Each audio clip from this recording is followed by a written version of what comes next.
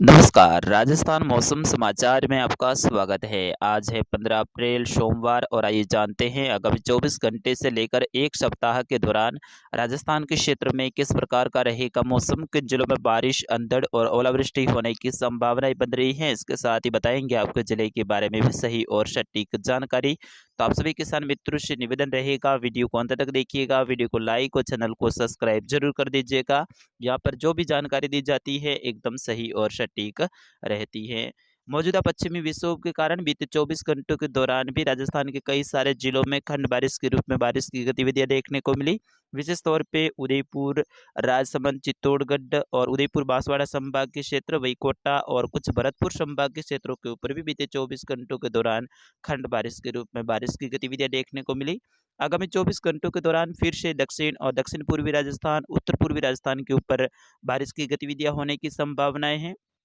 आज ही इस पश्चिमी विक्षोभ का असर देखने को मिलेगा। फिर उसके बाद में आगामी 24 घंटों के बाद में इस पश्चिमी विक्षोभ का असर है वो समाप्त हो जाएगा और एक और नया पश्चिमी विक्षोभ जो कि मध्यम पश्चिमी विक्षोभ रहेगा, जो कि 18, 19 और 20 अप्रैल के दौरान राजस्थान के ऊपर सक्रिय होगा और उस दौरान भी राजस्थान के कई सारे जिलों में मौसम खराब रहने की संभावनाएं है।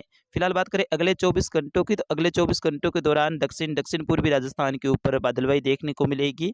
आज दोपहर के बाद में कुछ क्षेत्रों पे खंड बारिश की गतिविधियां देखने को मिल सकती हैं। विशेष तौर पे अरावली के जो सहारे वाले जो क्षेत्र हैं, यहाँ पर बारिश की गतिविधियां देखने को मिलेगी, जिसमें सिरोही के जो पूर्वी भाग, उदयपुर से लेकर कुछ पाली के दक्षिण दक्षिण पूर्वी क्षेत्र हैं, वही राजसमंद से लेकर उदयपुर, सलूम्बर, डूंगरपुर, बांसवाड़ा, झालावाड़ से लेकर प्रतापगढ़, चित्तौड़गढ़, कोटा, बूंदी, बारां के क्षेत्र हैं, वही भीलवाड़ा से लेकर केकड़ी, टोंक, सवाईमाधोपुर से लेकर करौली, गंगापुर सिटी के क्षेत्र हैं, वही धौलपुर से लेकर भरतपुर, डींग, अलवर के क्षेत्र हैं, कोटपुतली, खैरतल से लेकर नीम का थाना, सीकर, झुंझुनू के क्षेत्र हैं, वही चूरू के पूर्वी क्षेत्र जो कि पंजाब हरियाणा से सटे हुए, वही हनुमानगढ़ से लेकर कुछ गंगानगर और अनूपगढ़ के जो उत्तरी क्षेत्र है, यहाँ पर खंड बारिश के रूप में बारिश की गतिविधियां देखने को मिल सकती हैं।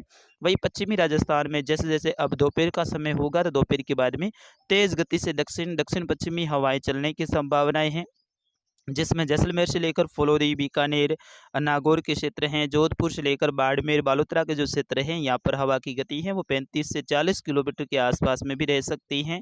वही सांचौर, जालोर, सिरोही, पाली के क्षेत्र हैं, वही नागौर के जो पूर्वी क्षेत्र से लेकर डीडवाना, कुचामन के क्षेत्र है, यहाँ पर भी हवा की गति है वो 25 से लेकर 30 किलोमीटर के आसपास में रह सकती है, यानी तेज गति से दक्षिण पश्चिमी हवाएं चलेगी।